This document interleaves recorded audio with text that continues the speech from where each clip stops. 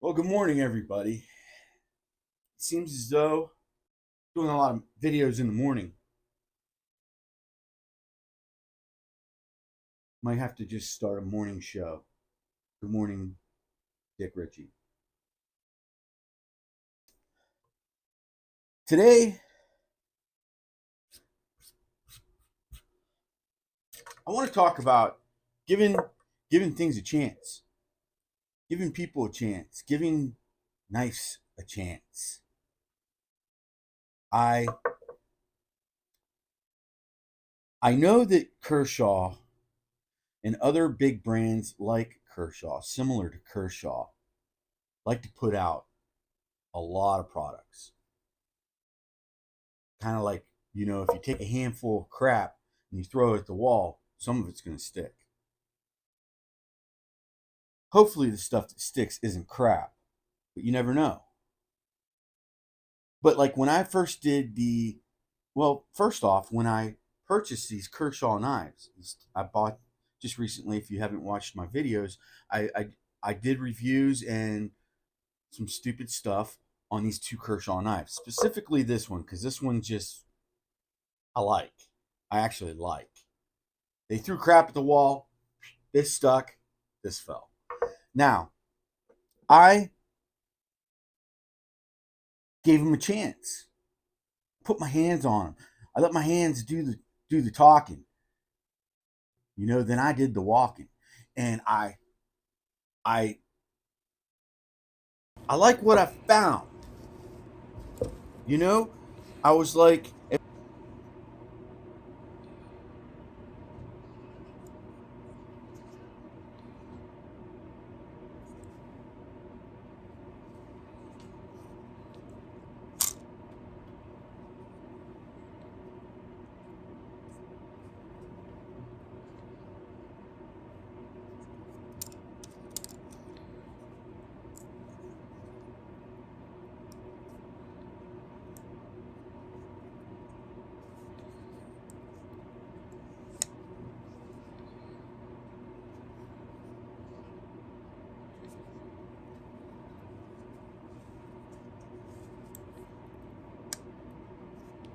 I like what I found. You know? I was like at first don't buy it. Now I'm kind of like the nail clipper platform, Kershaw platform with the nail clippers on the back. I think you might want to buy this. I've had so much fun with this knife. And tell me this, when you take this out, you pull it out of your pocket in public, if you can't have a conversation with somebody about this knife. But I gave it a chance. I'm still willing to give this thing a chance. I'm going to hit the pivot with a torque screw.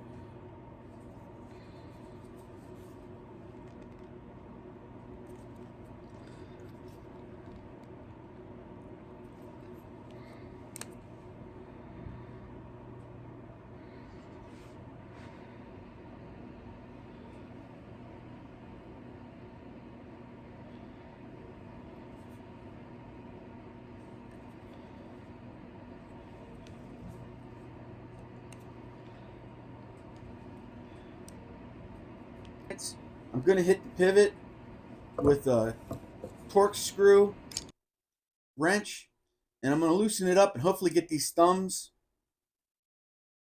And unless you guys got, I think it's geometry.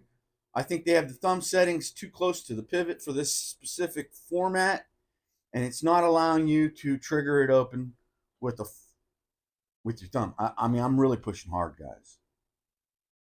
I want to give it a chance because I think it's about the coolest looking space age knife I've seen. Because it still has a little bit of tact. A lot of times they make those space age knives and they go too far over the top and they end up in a gas station for sale. But I gave this a chance. And I'm glad I did because it made for some kind of little funny content. I was able to cut that one nail that was weighing me down. And now I'm walking straight. I'm walking tall. You know what I'm saying? I'm walking tall because of these nail clippers on this knife.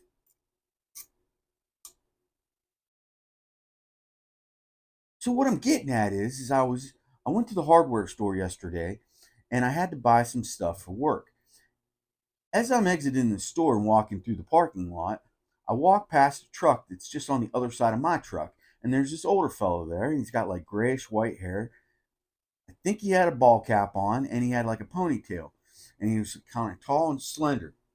And he was looking at me kind of strange. I got a not a weird or a creepy vibe, but just kind of like a hey, does this guy know me kind of look? You know, he didn't know me. I think he thought he kind of knew me, but whatever. I walk on past him. I think I might have went, hey, what's up, kind of thing. Was loading up my truck with the stuff I just purchased. I look over my shoulder and there's that guy. He's right there next to me. About pulled my knife on him. Thought about it. If I did, he wouldn't have got stuck, but he would have got sliced by the CRKT Pilar. Hespervoxanes.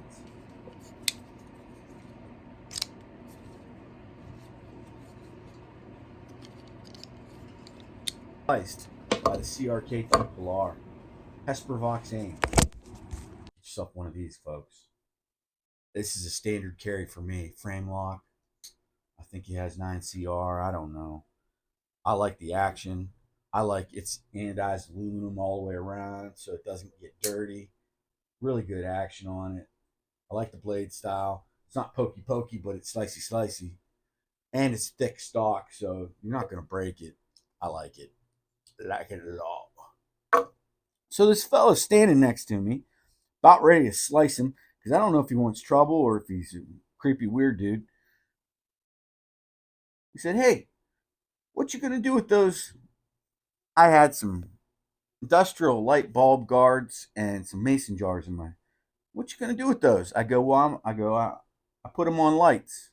Customers buy my lights. Some of them want mason jars. Some of them want cages. Some of them want glass shades. I go, these are pretty popular, so I stock up on these every once in a while. He goes, you put those on lights? I go, yep. He goes, well, isn't that something? Isn't that smart? I thought he was busting my balls. I go, well, I don't know how smart it is. They sell them in the store right there, and they're meant to go on bulbs, except for the jars, and you can make those go on bulbs. Everybody does it. It's not a new concept. But you know, that moment when you're talking to a stranger and you're kind of you're sizing them up and you're weighing out whether or not you really want to continue a conversation with the person, or if you want to have one at all. Yeah, I'm guilty of that. I'm guilty of being kind of a cold prick sometimes when I'm in a parking lot and I'm loading my truck and ready to go home. I thought about it and I said to myself, this guy seems nice enough. Give him a shot, talk to him. Shoot, we sat in the parking lot and we talked probably for 5-10 minutes about nothing. He was very interested in me and what I had going on. You know, my logo on my truck, logo on my sweatshirt. You know, I had told him I was a lighting designer. He got my website information, and I go, you know, get on Etsy, The Woods Edge Company. There's my logo. When you find me, find a product you like. You can message me from that product. Tell me who you are. Tell me you're the guy that I met in the parking lot at Menards. He's like, I don't want to do that. And I thought, oh, you don't want to order my light? You don't want to get a light? He goes, he goes, I don't want any discounts. I don't want anything for free. I don't want anything like that. I don't even need you to know who I am when I'm buying your light. He goes, I know I'm going to buy a light from you. I go, well, isn't that nice? Considering I've only had one or two friends in my whole life buy a light from me, and none of my family's ever bought a light from me. And I got some stranger in a parking lot saying he doesn't even want a discount. I have thousands of strangers buy my lights and they didn't ask for a discount. Kind of funny how that works, isn't it? but hardly any of your family or your friends support your business or you sometimes. And then they wonder why you're whatever. It's a funny thing. Now, I'm not saying this because I want their business. I don't want any of their business. I've been working on my own now for 8 years, solely doing what I do. 10 years I've been doing this, and I've never needed any of them for that. And I don't expect it. And I'm okay with that. It is what it is. I don't want to go deep into that really about this. This is more about this fella in the parking lot, and this is more about giving things a chance. You know, I could have looked at this and said, put it in the giveaway pouch and never looked at it again. But I kept looking at it and I said, you know what? This is something else. Literally, the thickness of a scale, a knife scale, they've got a fingernail clipper. In a moment of a minute or two, I met a fellow in the parking lot, and he was just a really nice guy. And he was very interested in what I was going to do, and he's a potential customer. And he also worked on the set of Bob and Tom. You know that radio show? Funny thing. He told me that, and I thought he was kind of looking for props because, that's one of the most popular radio shows that I know on the East Coast.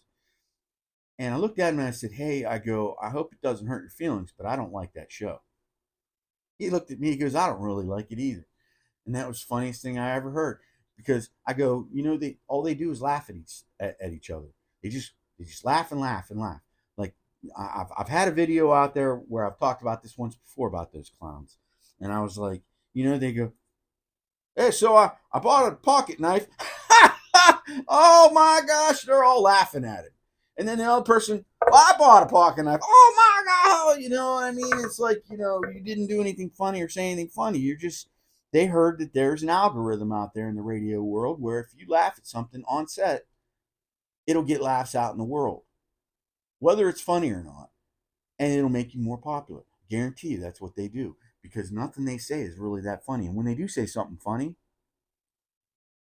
you miss it because you're expecting to be prompted by a laugh, but they're always prompting with laughs, and it's just not funny anymore. But I don't want to go deep dive on Bob and Tom.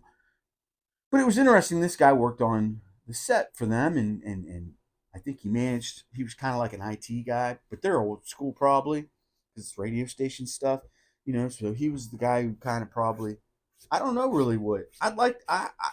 Fella, if you're out there, I forgot your name already and everything, reach out to me because I'd like to talk to you. Maybe we could get on this here and talk and people could see because I know there's a lot of fans of Bob and Tom if I haven't chased them off just by what I just said.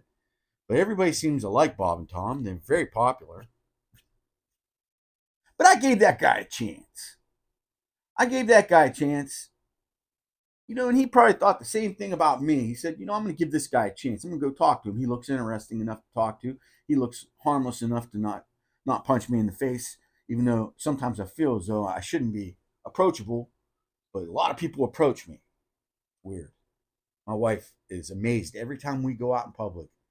She's like, I cannot believe the people that approach you in public and talk one way or the other to you or about you or with you. I know. I'm a special guy.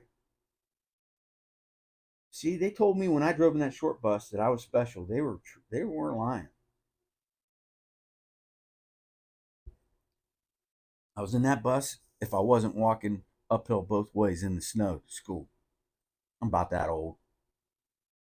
Snickers was 25 cents. A Snickers bar was 25 cents, folks. The king size Snickers, they just started making them whenever I was a kid. And those were 75 cents, if I recall. In between 50 and 75 cents when they first came out. Isn't that crazy? Gas was under $1 and it was in the 90-cent range.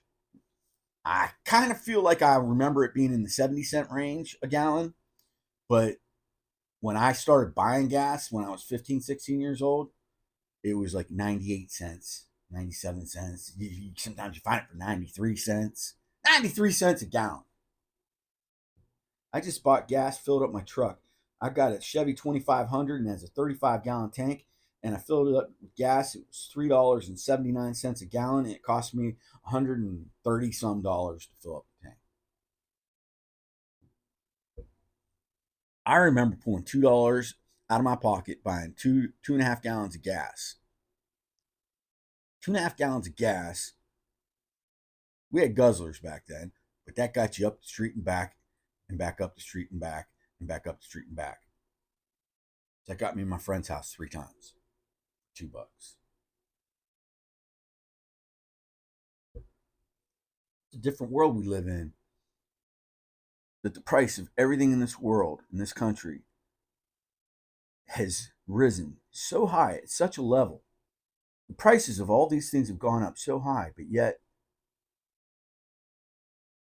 we still don't make a whole lot more money to pay for all that. So what that means is we're going further and further into debt. Our country's printing more money. It's not good. I don't know how I got here because I was talking about giving things a chance. So let me jump back off of that crap. Now I'm all depressed. And I clipped all my fingernails, so I can't even clip another fingernail for you. That's high entertainment right there. How often do you get to watch a redneck from Indiana, a fat redneck from Indiana, clipping his fingernails? That's something to see. It's a show. I can't even do that because they're all clipped real nice. But oh well. But this Kershaw platform has been a great bit of fun. It's been worth every bit now of the $42 I paid for it. It's a lot of money for a pocket knife, especially this. It doesn't even come with a clip or a lanyard thing. This just goes right in your fifth pocket and sticks out by about 1.5 inches. This one, I can't even open up with thumb studs. This one, $36, 9CR steel, I think. Frame lock, not a deep pocket carry. Lanyard hole, obviously, not reversible. It's on bearings. Get past that top thing, it just drops and shuts. It's got the flipper. It's got a thumb hole, so you can get yourself a little reverse flick off that bad boy. Man, it is reversible. And it's only reversible in the sense that right now it's set at tip up. You can put the clip here and do tip down. Hate to say it, but I'm a tip down guy, believe it or not. But I don't want to talk about the tip.